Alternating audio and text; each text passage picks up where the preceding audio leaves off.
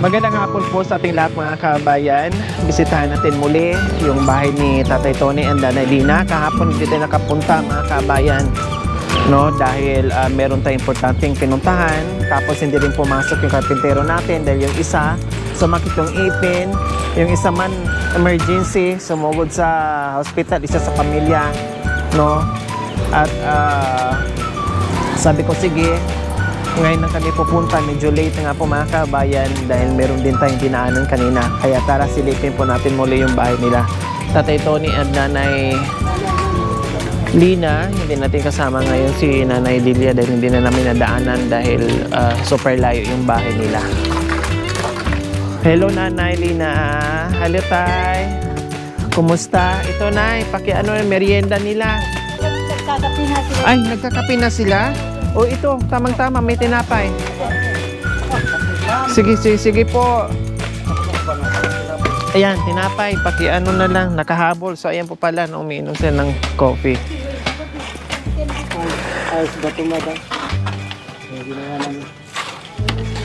So ayan po, mga kabayan, medyo mabusisi lang, no? Medyo mabusisi lang.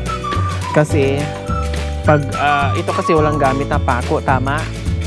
Walang gamit na pako, ano.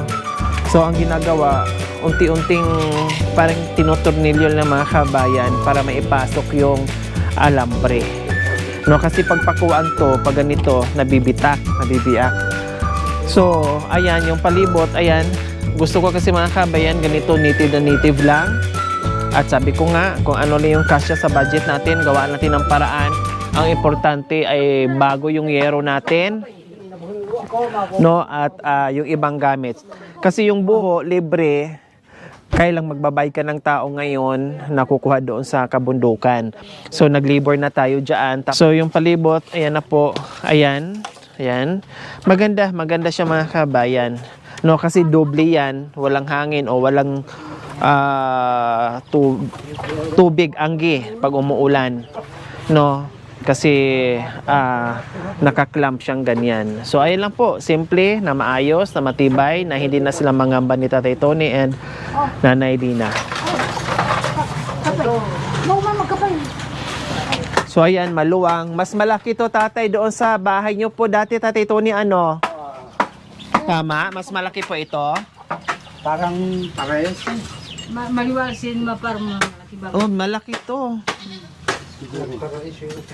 Malaki ng konti.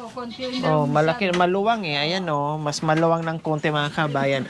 Sabi nga ni Tatay Tony, kahit maliit lang daw kasi dalawa lang naman sila, ayos na. Basta importante matibay at number one, hindi na rin sa mabasa dahil wala nang tulo, wala nang plastic dyan na nakatabing dyan. Sinasahod ni nanay para pag ulan kung hindi sila nababasa. So ayan. Tamang-tama yung dating natin. Nagkakape po pala sila at may dala tayong tinapay. May dala din kape. Bukas na lang po yung kape. Ano? Magdala na lang ako ulit. Ano pa lang inulam nyo kahapon? Adobong baboy inulam nyo? Ay, nung nakaraan pala. Oo, sinigang ko yun. Sinigang nyo. Hindi nyo na inadobo. Sinigang ko. Tapos, kanina, anong inulam nyo? Kasi wala ako. Ayos lang. Okay lang yung gulay. Para lalong, kasi pag yung karne, nanghina sila after ng kumain na Nailina, no? Nanghina sila.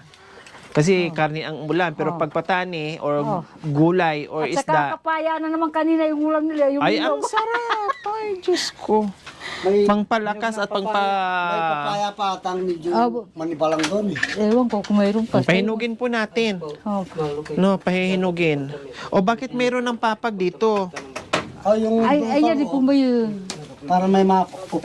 May maupo-upuan kayo. Sige, merienda muna kayo. Ay, at sa nang wala ito kapaya na.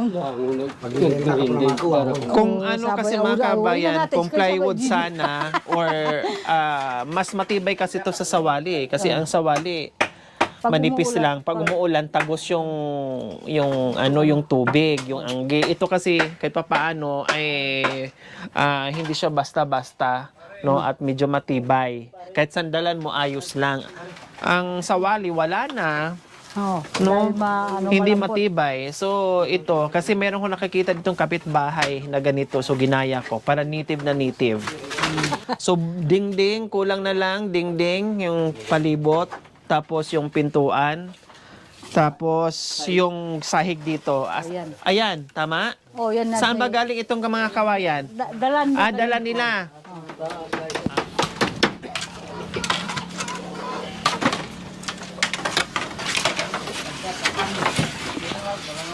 Ayan, tinapay.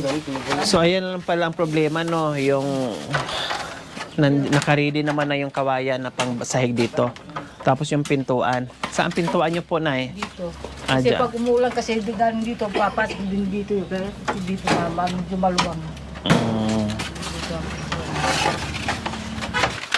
Oh, titig naman yung tatay. Baka mabutasan ng mata ko. Tumagot yung pa ko. So, ayan po mga kabayan. Parang tinuturnilyo. Ganon po siya kabusisi gawin. Gamot mo yun. Landit ko na. Hindi ko na yung doon ko yan. Buho. Tapos ang Buho doon. Hindi pa. yung doon sa itaas, Sipit. Kawayan na siguro kung sobra. Isa pang isang ganito pa. yung sa taas pa. Sa itaas. Oh, doon. Oh, hindi masaya masalaysay.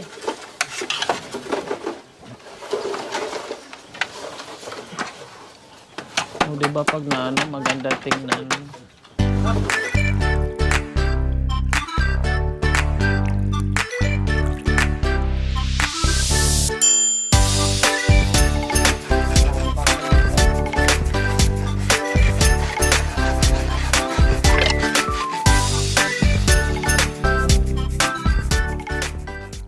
Tatay Tony, malapit na po kayong lilipat dito. Oo. Tagi-isang kwarto po kayo ha. Dito po kayo sa kabila, si nanay po dito sa kabila. Kung kailan bago yung bahay, saka maghiwalay, hindi na magkatabi, Tatay Tony, Nagpapagawa rin ako sa taas ng kubo. Inayos niyo po yung kubo? Kasi yung mga manok doon, yung nakita mo, Dumami na. kaya nagpagalaw. Namisa na yung dalawang yun na yun eh. Oh, so yung kubo niyo pong luma, yun ang sa mga manok. Oo. Tapos gagawa po kayo na para tulugan niyo po doon. Tamang-tama, padamihan, palakihin niyo po yun para pag akyat namin doon, magkakatay tayo ng kakatayin.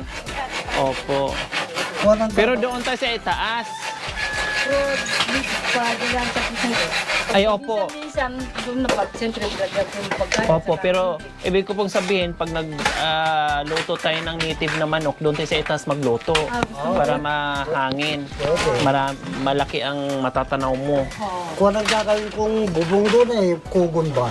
Ay, opo tatay, para mas maganda, kugon. Kung ako nga lang, mas gusto ko kugon eh. Malamig. Malamig. Hindi, pag umuulan, hindi maingay.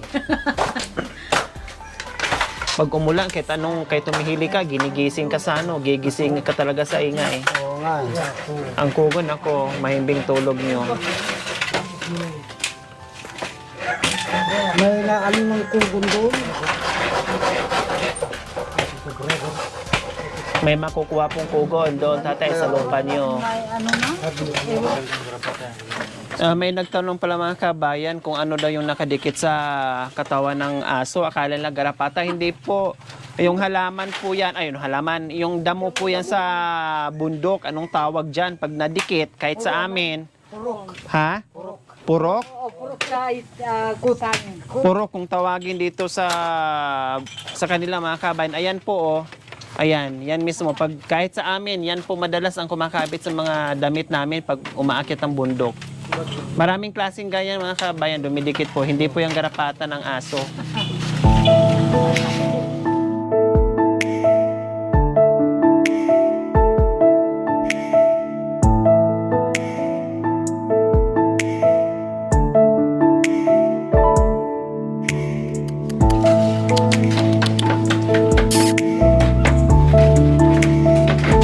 Wala na tayong buho doon makuha, no? Medyo man. Kaya nga, ito kasi si Kuya. Na-order na namin sana kahapon. Tapos bigla po. Bago yung isip.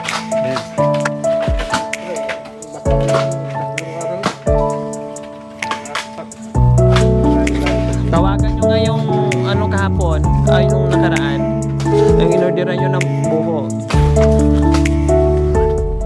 So ayan po mga kabayan, ginabi po tayo muli. Papunta pa tayo doon sa bahay ni Tatay Tony and Nanay Lina dahil kinapos ng buho po mga kabayan. So naghagila pa po kung saan pwedeng makabili. So ayun, pumunta kami ng bayan sa hardware, buti na lang ay meron. So ngayon po mga kabayan, naganda leche-leche yung pag-deliver dahil yung kulong-kulong po na nag-deliver ng buo mga kabayan naabusan ng ng gasolina. So binalikan pa namin at binilhan ng gasolina mga kabayan para umandar. At ito, tuloy-tuloy po ang pag-akyat natin para maihatid yung buho para bukas may gagamitin na. Linggo po bukas mga kabayan, pero yung mga karpintero ay papasok. Mula umpisa po mga kabayan hanggang ngayon, yung grabe yung sakripisyo talaga mga kabayan dito sa bahay ni Nanay Lina and Tatay Tony mga kabayan. Pahirapan po dito sa materialis dahil napakalayo sa bayan po mga kabayan.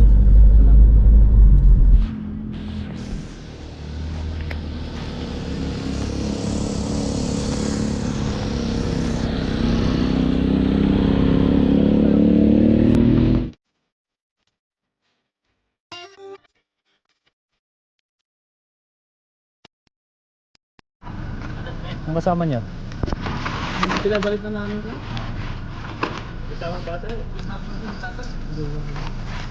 Dim-dim. Dali, apat. Kasi mga tao. Wala na. Kasi pagpamahan din kami ngayon baka kasi nadayo kami. Hindi naman pala ito rin na. May daanan pa diretso. Kailangan rap na. Baka madilim, baka militer kayo. Then, Yung pasari na ako mo. ang bus.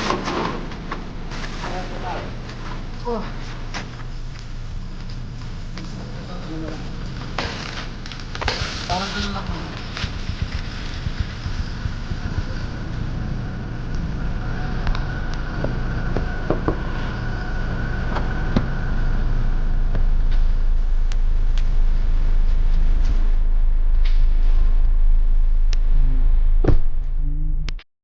Thank you for watching. Don't forget to like, share, and subscribe. Hey there,